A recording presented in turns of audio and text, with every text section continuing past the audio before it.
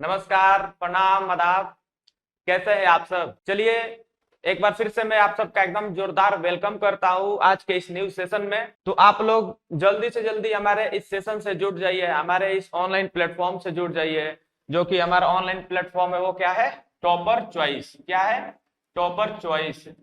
इसको आप लोग जितना जल्दी हो सके इसको सब्सक्राइब कर लीजिए, हमारे इस चैनल से जुड़ जाइए। ठीक है, चलिए हम लोग आज के इस वीडियो में चैप्टर 1 यानी कि प्रकाश के परिवर्तन का जो भी ऑब्जेक्टिव क्वेश्चन है वो हम लोग कर लेंगे, जो कि आपके एग्जाम के बेसिस पर क्या है? आधारित है। ठीक है, तो मैंने 4 लेक्चर या फिर 5 लेक्चर में मैंने प्रकाश का परिवर्तन क्या कर दिया है? पूरा खत्म कर दिया है। ठीक, उस चैप्टर में जितने भी आपको मैंने समझाया, जो भी बातें बताई, आई होप आप सबको वो सब याद होंगे। तो चलिए हम उससे रिलेटेड कुछ ऑब्जेक्टिव क्वेश्चन हम लोग कर लेते हैं। ठीक है, तो चलिए हम लोग देखते हैं आपका ऑब्जेक्टिव का पहला क्वेश्चन या फिर पहला क्वेश्चन है क्या। ठीक, तो दिया हुआ है पहला क्वेश्चन कि निम्नलिखित में कौन सा कथन सत्य नहीं है। यानी कि ये जो 4 ऑप्शन आपके दिए हैं, इनमें से कौन सा कथन क्या है? सत्य नहीं है, यानी कि गलत है। ठीक, पहला देख लेते हैं ऑप्शन में, प्रकाश ऊर्जा का एक रूप है। तो मैंने सबसे पहला पॉइंट आप लोग को यही बताया था कि प्रकाश क्या है? ऊर्जा का एक रूप है। ये कथन क्या है? बिल्कुल सही है। लेकिन इसमें पूछ रहा है कि सत्य नहीं है, कि जो गलत होगा उसको हम लोग क्या करेंगे? टिक करेंगे। ये नहीं कि वो हम लोग सही है उसको हम लोग क्या कर दिए? टिक मार दिए। नहीं, जो गलत है उसको टिक मारेंगे। तो पहला क्या हो जाएगा? आपका गलत आंसर हो जाएगा, क्योंकि ये सही है। चलिए दूसरा देख लेते हैं, प्रकाश सरल रेखा में चलता प्रतीत होता है।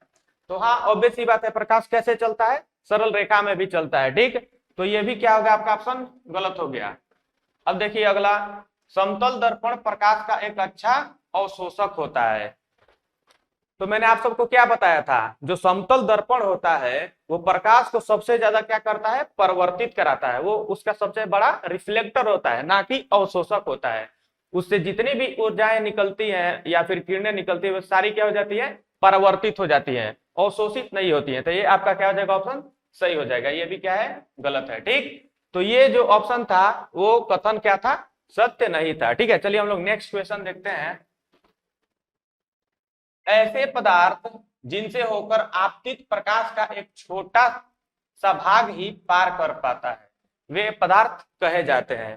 भाई कौन सा पदार्थ है जिससे होकर प्रकाश का एक छोटा सा भाग ही क्या हो जाता है? आर पार हो जाता है। जैसे कि मैंने बताया था आप लोगों को, 3 पदार्थ के बारे में आप लोगों को बताया था। पहला क्या था? पारदर्शी, पारदर्शी पदार्थ। दूसरा क्या था? अपारदर्शी। और तीसरा क्या था? पारभासी।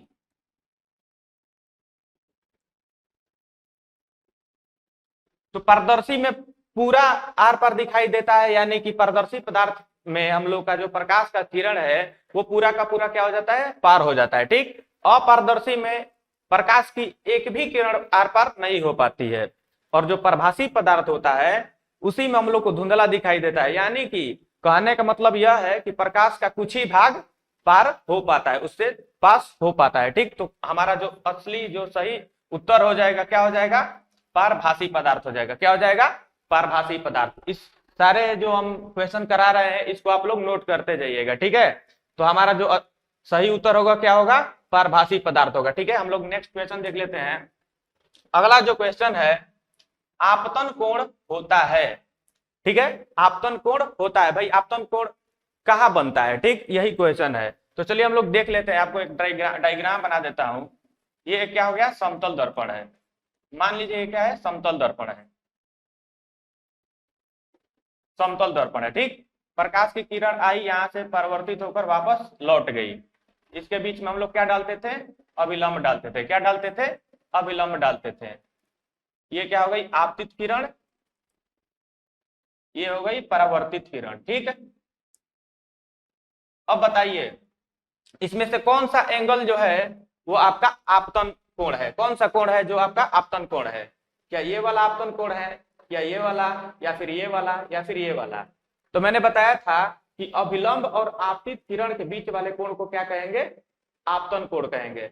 ठीक, तो ऑप्शन में देख लेते हैं, आपतित किरण और दर्पण की सतह के बीच का कोण, यानी कि आपतित किरण और दर्पण की सतह के बीच का कोण, क्या ये है आपतन कोण?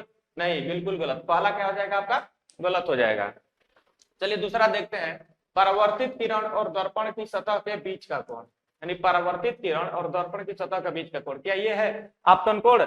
नहीं, ये गलती है। ठीक, तो ये भी क्या हो जाएगा आपका? गलत हो जाएगा। तीसरा है, आपतित किरण और आपतन बिंदु पर खींचे गए अभिलंब के बीच का कोण, आपतित किरण और आपतन बिंदु पर खींचे गए अभिलंब, यानी आपतित किरण आपतन बिंदु पर खींचे गए अभिलंब के बीच का कोण, यानी कि ये वाला कोण। तो हाँ, बिल्कुल सही है, यही होगा, क्या होगा आपका? आपतन कोण होगा। ठीक, तो आपका जो ग है यानी तीसरा ऑप्शन क्या है आपका?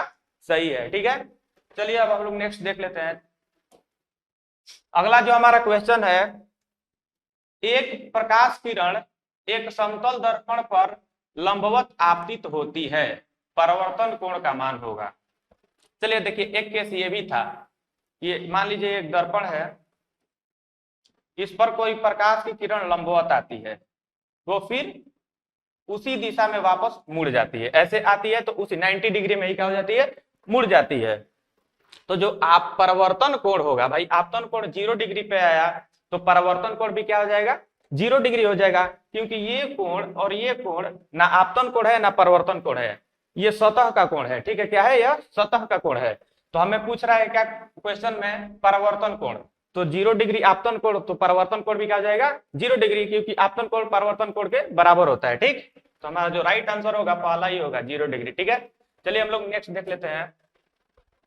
नेक्स्ट है हमारा, दो समांतर समतल दर्पण के बीच रखी गई वस्तु के सिद्धांततः कितने प्रतिबिंब बन सकते हैं? देखिए, समतल दर्पण के बीच रखी गई वस्तु के, दो समतल दर्पण के बीच, यानी समांतर दो समतल दर्पण, मान लीजिए कि ये दर्पण हो गया समतल दर्पण, और मान लीजिए ये एक समतल दर्पण ये हो गया, ये दोनों क्या है? समांतर रखी गई है, आमने सामने समांतर रखी गई है, यानी कि इनके बीच की दूरी क्या है? सेम है। इसके बीच में मान लीजिए कोई ऑब्जेक्ट रख दिया गया, तो पूछ रहा है कि आखिर इसके कितने प्रतिबिंब बनेंगे। तो कितना प्रतिबिंब बनेगा? मान लीजिए एक किरण यहां से गया, परावर्तन के बाद फिर इसी पे लौट जाएगा, यहां से गया फिर वापस आ जाएगा, जाएगा आएगा, ये अनंत काल तक चलता रहेगा। क्यों? क्योंकि दर्पण से यहाँ परिवर्तन, इस दर्पण से परिवर्तित होकर फिर इस दर्पण पर आएगा, फिर यहां से किरण परिवर्तित होकर फिर उस दर्पण पर आएगा, ये अनंत काल तक चलता रहेगा। तो जो अनंत काल तक चलेगा, यानी कि दर्पण पर जो प्रतिबिंब भी बनेंगे वो कितने बनेंगे? अनंत बनेंगे। कितना बनेगा? अनंत, उसका कोई लिमिट नहीं है, लिमिटलेस। ठीक है, तो क्या आपका सही उत्तर क्या हो जाएगा? अनंत। ठीक है, आपका सही उत्तर क्या हो जाएगा? अनंत। चलिए हम लोग नेक्स्ट क्वेश्चन देख लेते हैं।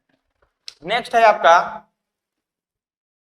चलिए ये मैंने आप लोगों को बताया नहीं था, इसको मैं एक वीडियो में बता दूंगा, उसके बाद ये क्वेश्चन कराऊंगा। ठीक है, नेक्स्ट है आपका, यदि आप एक स्थिर समतल दर्पण की ओर 4 मीटर प्रति सेकंड की चाल से, देखिए मैंने जब जो पाठ था आपका, चैप्टर था, खत्म कराया था, तब मैंने ये बोला था कि आपको सबसे पहले वस्तुनिष्ठ प्रश्न कराऊंगा, उसके बाद क्या कराऊंगा? न्यूमेरिकल्स कराऊंगा। ठीक है, तो अभी हम लोग न्यूमेरिकल्स नहीं करेंगे।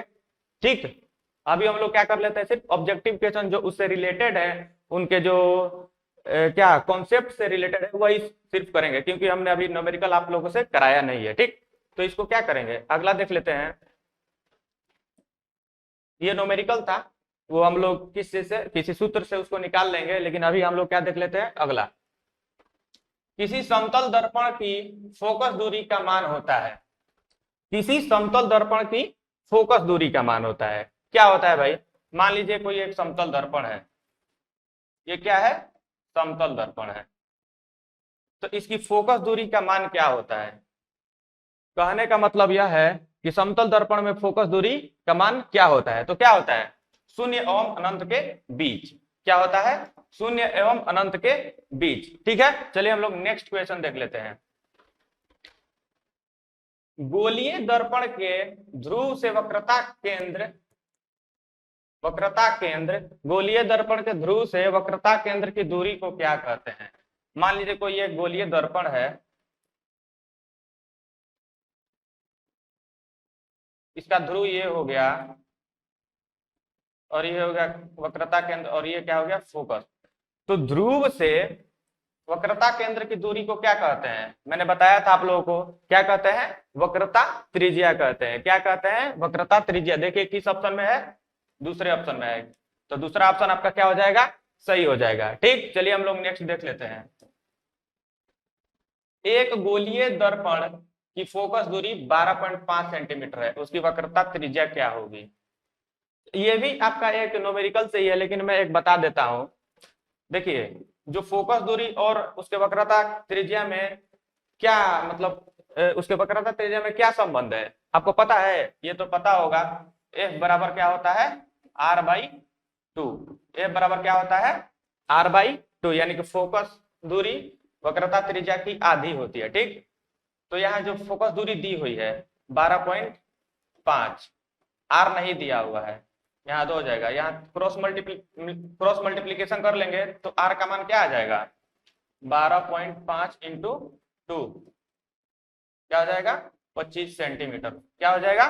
25 सेंटीमीटर दिया है। तो आपका सही उत्तर क्या हो जाएगा? 25 सेंटीमीटर। ठीक है, चलिए हम लोग नेक्स्ट देख लेते हैं।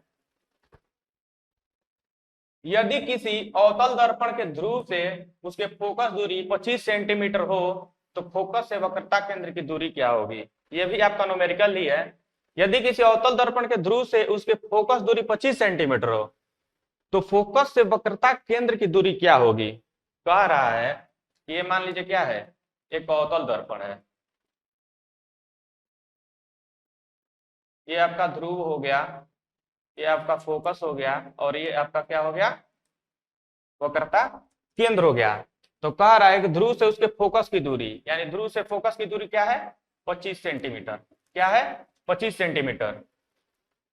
तो ये दोनों का जो ये मिड पॉइंट होता है, क्या होता है? मध्य बिंदु। क्यों? क्योंकि जो फोकस से ध्रुव से जो केंद्र हो गया वक्रता केंद्र, यानी कि वक्रता त्रिज्या फोकस की क्या होती है? दुगनी होती है। तो ये दूरी भी क्या हो जाएगी? 25 सेंटीमीटर हो जाएगी। क्या हो जाएगी? 25 सेंटीमीटर। क्यों? क्योंकि दुगनी होती है, फोकस की दुगनी होती है। तो ये टोटल हो जाएगा 50 सेंटीमीटर। तो आर के हाफ कर देंगे तो आपको एफ मिल जाएगा।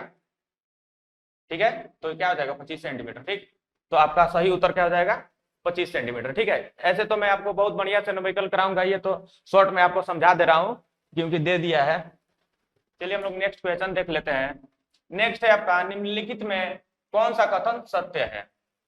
अब इसमें देखना है कि कौन सा कथन सत्य है। चलिए पहला ऑप्शन देखते हैं। गोलीय दर्पण के मध्य बिंदु को वक्रता केंद्र कहते हैं। क्या गोलीय दर्पण के मध्य बिंदु को वक्रता केंद्र कहते हैं? गोलीय दर्पण के मध्य बिंदु को क्या कहते हैं? ध्रुव कहते हैं। क्या कहते हैं? ध्रुव कहते हैं। ध्रुव से एफ तक की दूरी को हम लोग फोकस दूरी, ध्रुव से केंद्र तक की दूरी को वक्रता केंद्र कहते हैं। ठीक, चलिए देखते हैं। वास्तविक प्रतिबिंब वस्तु की अपेक्षा हमेशा सीधा होता है। जो वास्तविक प्रतिबिंब होता है वस्तु की अपेक्षा क्या होता है? सीधा होता है। बिल्कुल नहीं। जब वास्तविक प्रतिबिंब दर्पण के सामने बनता है तो आप लोग को 6 केस मैंने दिखाया था। 6 केस में आपका जो 5 केस था उसमें क्या बना था? वास्तविक प्रतिबिंब बना था, और वास्तविक के साथ साथ क्या बना था? उल्टा बना था। तो ये भी कथन क्या है? असत्य है, गलत है। ये दोनों क्या हो जाएगा? गलत हो जाएगा। गोलीय दर्पण, तीसरा देख लेते हैं। गोलीय दर्पण की वक्रता त्रिज्या, गोलीय दर्पण की वक्रता त्रिज्या r, उसकी फोकस दूरी f की आधी होती है। ये भी भाई गलत है। f आधी होती है r की, ना कि r आधी आधी होती है f की। ठीक, गोलीय दर्पण की वक्रता त्रिज्या r, उसकी फोकस दूरी की आधी होती है। ये क्या हो जाएगा? गलत हो जाएगा। फोकस दूरी आधी होती है उसकी वक्रता त्रिज्या, ये उल्टा दे दिया है। ठीक, चलिए हम लोग चौथा देख लेते हैं। आवर्धन का ऋणात्मक मान बताता है कि प्रतिबिंब वास्तविक है। आवर्धन यहाँ कर लीजिए, ठीक, गलती छप गया है। आवर्धन का ऋणात्मक मान बताता है कि प्रतिबिंब क्या है? वास्तविक है। आवर्धन मतलब पता है ना, प्रतिबिंब की ऊंचाई बटा में वस्तु की ऊंचाई। तो जो उसका जो मान निकाल रहे थे, जब ऋणात्मक आ रहा था, निगेटिव आ रहा था, तो कैसा प्रतिबिंब बन रहा था? उल्टा प्रतिबिंब बन रहा था। क्या बन रहा था? उल्टा प्रतिबिंब बन रहा था। तो उल्टा प्रतिबिंब क्या होता है? वास्तविक होता है, क्योंकि वो दर्पण के सामने बनता है। तो ये आपका ऑप्शन क्या हो जाएगा? सही हो जाएगा। ठीक है, चौथा ऑप्शन क्या हो जाएगा? सही हो जाएगा। आप लोग इसको नोट करते जाइएगा। चलिए नेक्स्ट क्वेश्चन देख लेते हैं। नेक्स्ट है, निम्नलिखित में कौन सा कथन असत्य है? तो हम लोग को पहले कथन पढ़ना होगा, उसके बाद हम लोग इसका आंसर देंगे। ठीक, चलिए। जब कोई किरण गोलीय दर्पण की फोकस की दिशा में आपतित होती है तब वह परावर्तन के बाद दर्पण के मुख्य अक्ष के समझ निकल जाती है। यहाँ समानांतर होना चाहिए था, क्या होना चाहिए था? समांतर। ठीक, निकल जाती है। चलिए नेक्स्ट देख लेते हैं। जो किरण गोलीय दर्पण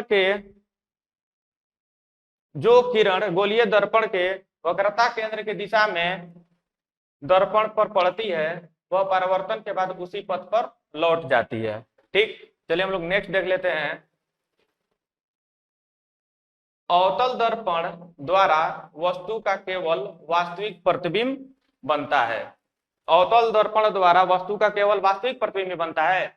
नहीं, एक केस में काल्पनिक भी बनता है, जो दर्पण के पीछे बना था। मैंने आपको दिखाया था, ये क्या हो जाएगा? गलत हो जाएगा। उत्तल दर्पण द्वारा वस्तु का केवल आभासी प्रतिबिंब बनता है। उत्तल दर्पण द्वारा वस्तु का केवल आभासी प्रतिबिंब बनता है। तो हाँ, बिल्कुल सही है। ये क्या हो जाएगा? बिल्कुल सही हो जाएगा। क्यों? क्योंकि उत्तल दर्पण द्वारा वस्तु का केवल आभासी प्रतिबिंब बनता था। उत्तल दर्पण में मैंने कितना केस पढ़ा था? 2 ही केस पढ़ा था। दोनों में दर्पण के पीछे ही प्रतिबिंब बने थे। तो क्या हो जाएगा? काल्पनिक प्रतिबिंब हो जाएगा। क्या हो जाएगा? आभासी या फिर काल्पनिक। ये आपका क्या हो जाएगा? सही हो जाएगा। ठीक है, ये समानांतर भी सही हो जाएगा। ऐसे यहाँ कुछ गड़बड़ छाप दिया है, सीधा निकल जाता होगा अगर दिया होगा तो ये क्या है? गलत है। ये भी क्या है? गलत है। आपका सही उत्तर हो जाएगा चौथा। ठीक है, चलिए हम लोग नेक्स्ट देख लेते हैं। मैंने जो भी पढ़ाया है उसी में से सिर्फ ऑब्जेक्टिव क्वेश्चन पूछ रहे हैं। ठीक है, आपके चैप्टर से बाहर का नहीं पूछ रहे हैं। ठीक, और हम लोग इस ऑब्जेक्टिव करने के बाद फिर से मैं एक वीडियो में बाद में, अभी नहीं बाद में, आप लोगों का क्वेश्चन बैंक से भी करा दूंगा, जिसमें प्रीवियस ईयर और जो मोस्ट वीवीआई क्वेश्चन होंगे वो भी उसमें शामिल होंगे। अभी हम लोग पहला चैप्टर खत्म कर लिए हैं, इसलिए हम लोग क्या कर रहे हैं, थोड़ा उससे ऑब्जेक्टिव क्वेश्चन कुछ कर ले रहे हैं, कि ताकि आपके दिमाग पर उसका क्या होता रहे, इमेज बनता रहे, क्योंकि याद रहेगा। ठीक है, चलिए देख लेते हैं अगला क्वेश्चन। अगला क्वेश्चन है, किसी गोलीय दर्पण पर जब आपतित किरण उसके वक्रता केंद्र से होकर गुजरती है तब परावर्तित किरण क्या होती है? मतलब डॉट डॉट क्या होती है?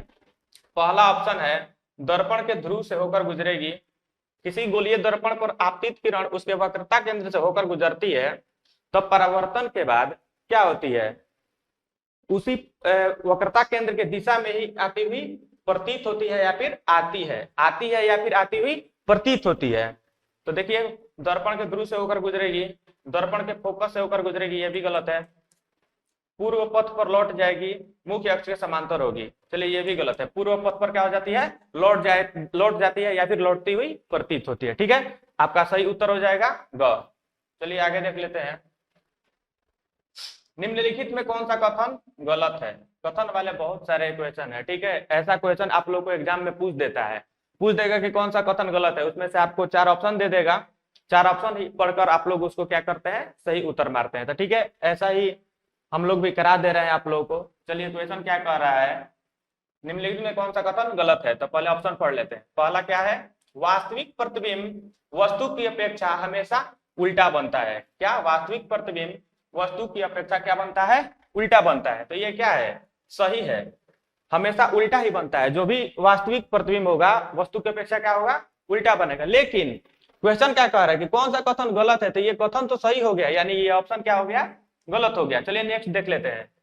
आभासी प्रतिबिंब को पर्दे पर प्राप्त किया जा सकता है। जो आभासी प्रतिबिंब है, क्या उसे पर्दे पर प्राप्त किया जा सकता है? नहीं, क्योंकि वो दर्पण के पीछे बनता है, सामने नहीं बनता है। तो ये भी क्या हो गया? आपका गलत हो गया। नहीं नहीं, हमें क्या मारना था?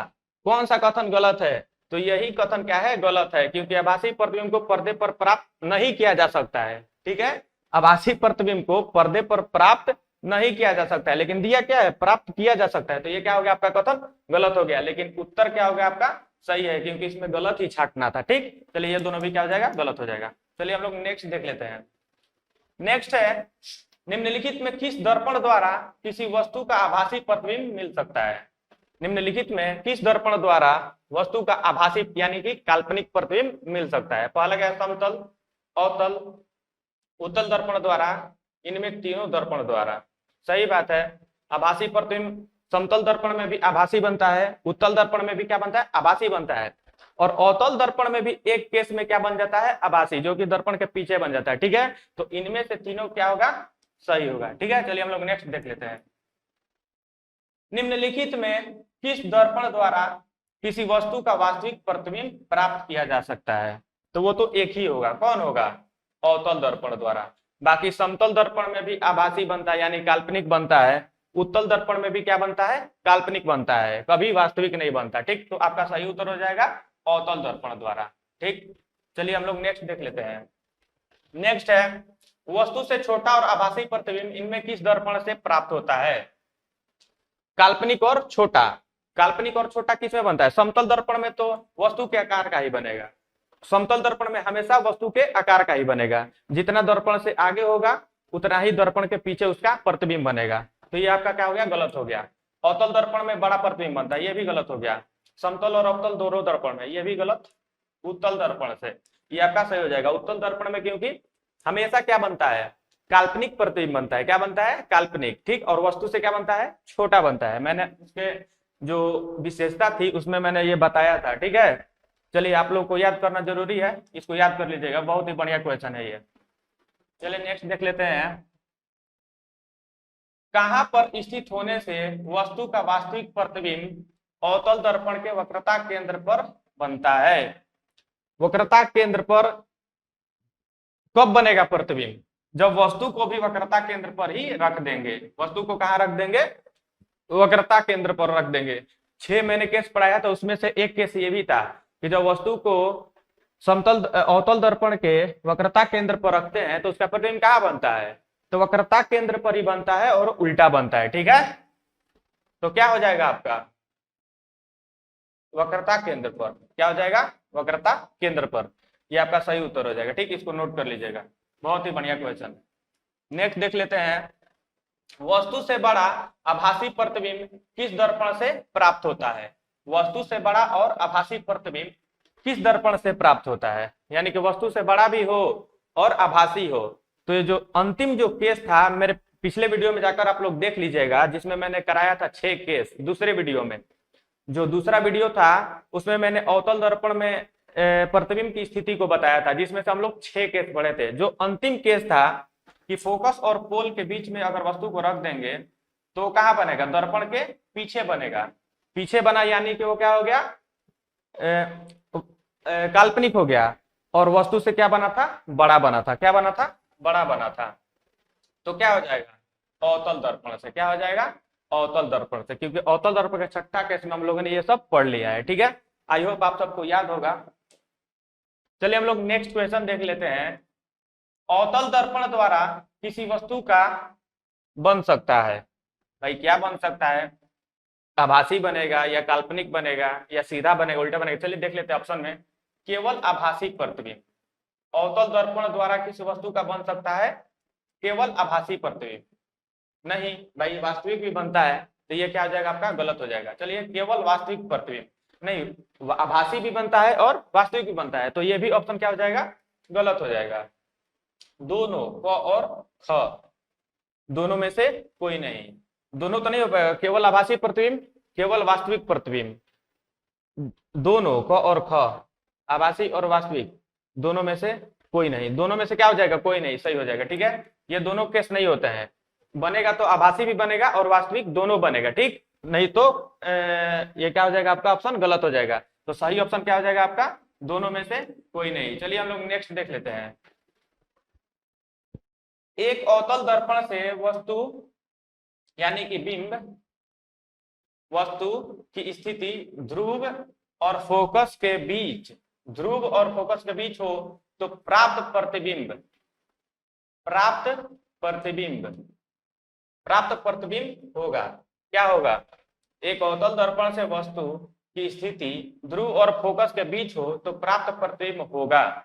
तो मैंने अभी बताया कि फोकस और ध्रुव के बीच रहेगा तो दर्पण के पीछे बनेगा और वस्तु की अपेक्षा सीधा रहेगा और बड़ा रहेगा और काल्पनिक रहेगा। ठीक, तो यहाँ देख लीजिए, वास्तविक और बड़ा गलत, वास्तविक और छोटा गलत, आभासी और बड़ा सही। आपका तीसरा ऑप्शन क्या हो जाएगा, बिल्कुल सही हो जाएगा। ठीक है, चलिए हम लोग नेक्स्ट देख लेते हैं। एक उत्तल गोलीय दर्पण से प्रतिबिंब बनता है, आभासी, वास्तविक, आकार में बड़ा, उल्टा। तो ये तीनों तो आपका गलत हो जाएगा। क्या बनता है? आभासी बनता है। क्या बनता है? आभासी और छोटा। तो छोटा कहीं दिया नहीं है, हमेशा क्या बनेगा? आभासी बनेगा। ठीक, चलिए हम लोग नेक्स्ट देख लेते हैं। एक दर्पण से किसी भी दूरी पर रखी गई वस्तु का सीधा प्रतिबिंब ही प्राप्त होता है। दर्पण हो सकता है। दर्पण कौन होगा भाई? आप लोग देख लीजिए, केवल सीधा प्रतिबिंब।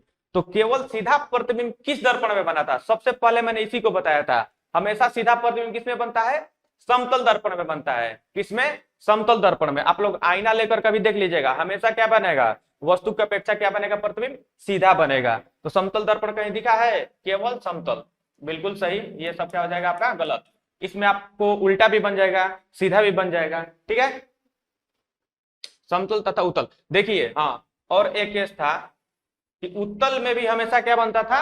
सीधा ही बनता था। इसमें सिर्फ सीधा पूछा है। क्या पूछा है? सीधा। तो सीधा प्रतिबिंब किसमें? उत्तल में भी बनता था। तो आपका ऑप्शन हो जाएगा समतल तथा उत्तल दोनों में। क्या हो जाएगा? समतल तथा उत्तल दोनों में। बाकी ये तीन को क्या हो जाएगा? गलत हो जाएगा। सॉरी, मिस्टेक से मैंने सिर्फ एक ही बताया, गलत हो गया, माफ कर दीजिएगा। चलिए ठीक है, क्या हो जाएगा आपका सही उत्तर? समतल तथा उत्तल दोनों में। ठीक है, चलिए हम लोग नेक्स्ट देख लेते हैं। यदि किसी दर्पण द्वारा बने बने प्रतिबिंब का आकार हमेशा वस्तु के आकार के बराबर हो तो दर्पण होगा।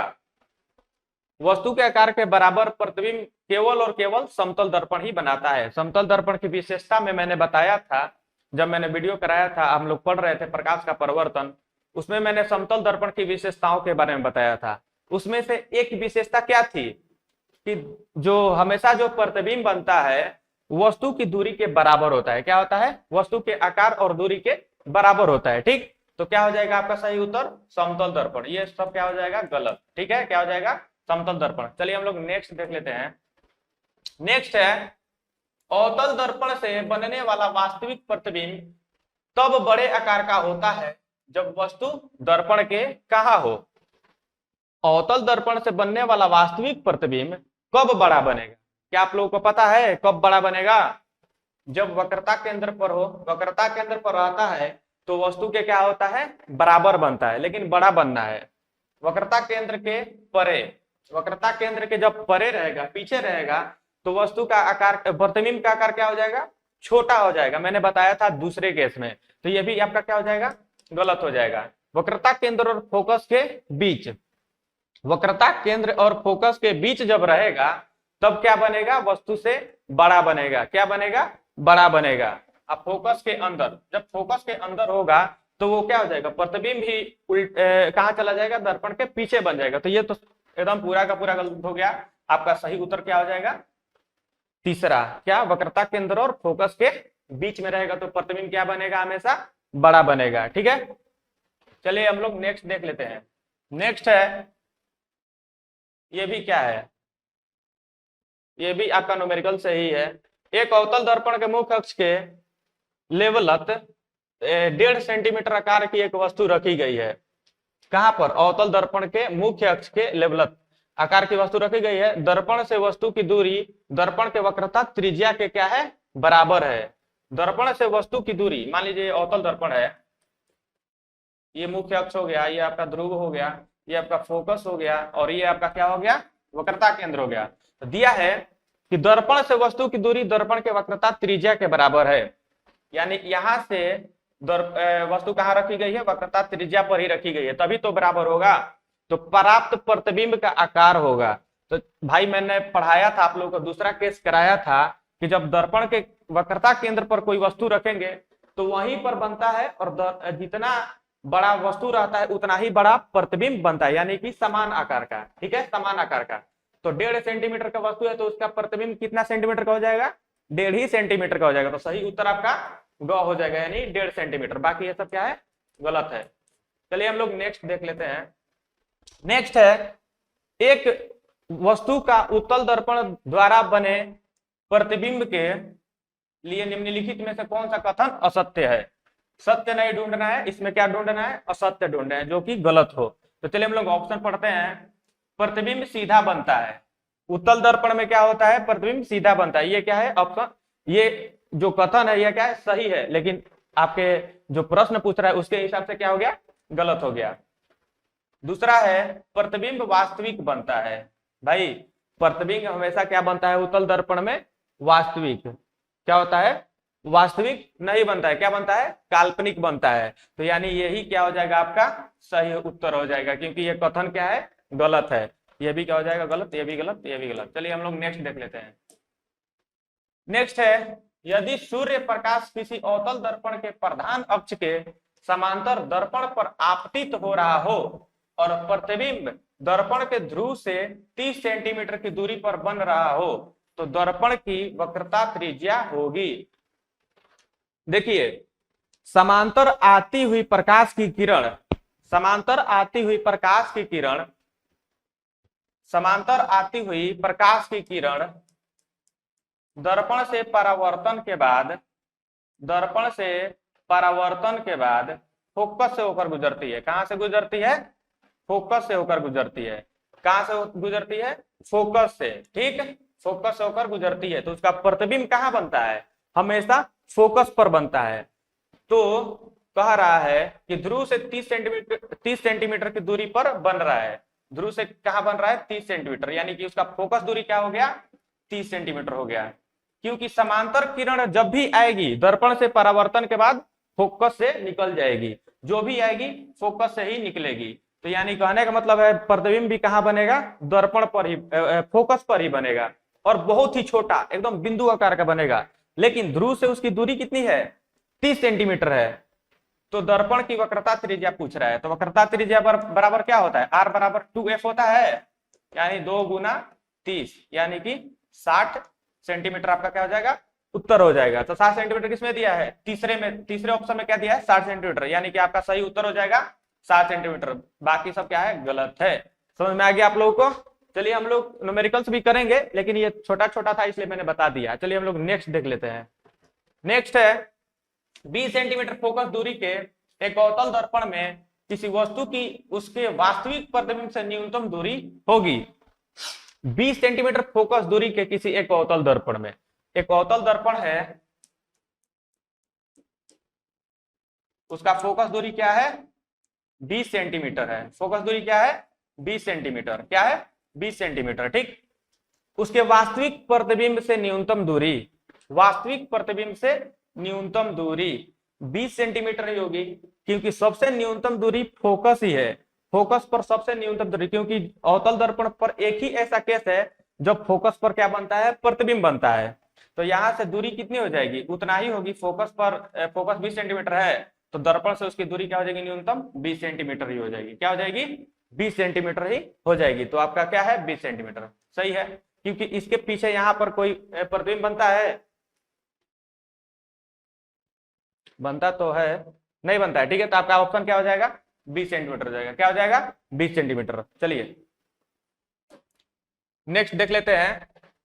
एक अवतल दर्पण के ध्रुव से 30 सेंटीमीटर की दूरी पर रखी गई वस्तु का वास्तविक प्रतिबिंब दर्पण के ध्रुव से 60 सेंटीमीटर पर बनता है। उस अवतल दर्पण की वक्रता त्रिज्या का मान।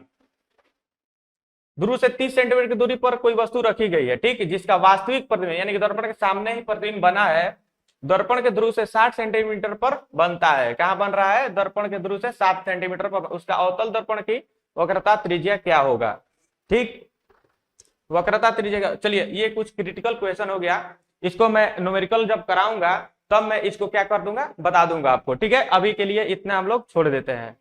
आपका जो नेक्स्ट क्वेश्चन है क्या है, नेक्स्ट क्वेश्चन देख लेते हैं। मैंने बताया था अभी बताएंगे तो आपको समझ में नहीं आएगा, क्योंकि मैंने एक भी न्यूमेरिकल कराया नहीं है, ठीक है। तो जो भी छोटे छोटे न्यूमेरिकल्स थे वो मैंने करा दिया, जो भी थोड़ा सा क्रिटिकल है उसको मैं क्या कर दूंगा, एक वीडियो में आपको न्यूमेरिकल का जो वीडियो लाऊंगा उसमें मैं बता दूंगा, ठीक है। चलिए अभी देख लेते हैं अगला। निर्देशांक चिन्ह परिपाटी में सभी दूरियां मापी जाती हैं। चिन्ह परिपाटी में सभी दूरियां कहां से मापी जाती हैं, मैंने पहले ही बताया था। कहां से मापी जाती है, ध्रुव से, दर्पण के कहां से, ध्रुव यानी पोल से। कहीं दिया है पोल, यहाँ दिया है, ऑप्शन सी क्या हो जाएगा आपका, सही हो जाएगा, ध्रुव से, ठीक है। चिन्ह परिपाटी में सभी दूरियां कहां से मापी जाती हैं, ध्रुव से। निर्देशांक चिन्ह परिपाटी के अनुसार दर्पण सूत्र है। दर्पण सूत्र आप लोगों को मालूम है क्या होता है? 1/f is equal to 1/v plus 1/u। किसी ऑप्शन में ये दिया है क्या? क में नहीं दिया है, ख में भी गलत है, ग में क्या होगा? सही दिया है। 1/f बराबर 1/v प्लस 1/u। तो आपका ये तीसरा ऑप्शन क्या हो जाएगा? सही हो जाएगा। चलिए हम लोग नेक्स्ट देख लेते हैं। निर्देशांक चिन्ह परिपाटी के अनुसार गोलीय दर्पण के लिए आवर्धन का सूत्र है। आवर्धन का सूत्र क्या होता है? मैंने बताया था ना, m बराबर -v/u, -v/u कहीं दिया है? u/v दिया है, v/u प्लस में दिया है, लेकिन क्या हो जाएगा? माइनस में। तो आपका घ उत्तर क्या हो जाएगा? सही हो जाएगा। m बराबर -v/u। ठीक है, चलिए हम लोग नेक्स्ट देख लेते हैं। नेक्स्ट है, किसी समतल दर्पण द्वारा आवर्धन होता है। किसी समतल दर्पण द्वारा आवर्धन होता है। तो आवर्धन क्या होता है भाई? किसी समतल दर्पण द्वारा आवर्धन क्या होता है? आवर्धन मतलब वस्तु की ऊंचाई, प्रतिबिंब की ऊंचाई बट्टा में वस्तु की ऊंचाई। मान लीजिए वस्तु 1 सेंटीमीटर का है तो प्रतिबिंब भी क्या बनेगा? 1 ही सेंटीमीटर का बनेगा। ठीक, तो आवर्धन क्या हो जाएगा? 1/1 यानी कि 1, और उसकी दिशा क्या होगी? सीधी होगी, यानी कि प्लस में 1 हो जाएगा। ठीक है, ये क्या होगा? आपका सही उत्तर हो गया। ठीक, चलिए हम लोग नेक्स्ट देख लेते हैं। भाई बहुत यार क्वेश्चन है। अगला क्वेश्चन है, एक वस्तु को 20 सेंटीमीटर। चलिए ये भी न्यूमेरिकल का क्वेश्चन है, मैं न्यूमेरिकल में ही करा दूंगा। ठीक है, नेक्स्ट देख लेते हैं। ये सारे न्यूमेरिकल ही है शायद। चलिए, आपका जितना भी ऑब्जेक्टिव क्वेश्चन था, जितना भी मैंने कॉन्सेप्ट पढ़ाया था उसके आधार पर था। ठीक है, उसको मैंने करा दिया। अगर कोई भी दिक्कत परेशानी हो तो आप लोग कमेंट सेक्शन में जाके कमेंट जरूर करिएगा। और जितने भी आपके न्यूमेरिकल के क्वेश्चन गलती से छप गए थे तो मैं एक नया वीडियो लाऊंगा जिसमें मैं केवल न्यूमेरिकल पढ़ाऊंगा। कौन से चैप्टर का? प्रकाश का प्रवर्तन चैप्टर का। ठीक है, तो आई होप आपको वीडियो अच्छा लगा होगा। अगर अच्छा लगा तो वीडियो को लाइक कर दीजिए, शेयर कर दीजिए, और आप लोग चैनल पे नए हैं तो हमारे चैनल को क्या कर दीजिए? सब्सक्राइब कर दीजिए। ठीक है, मिलते हैं आप सबसे नेक्स्ट वीडियो में। तब तक के लिए धन्यवाद। आप लोग बढ़िया से रहिए, पढ़ाई करिए। ठीक है, जय हिंद।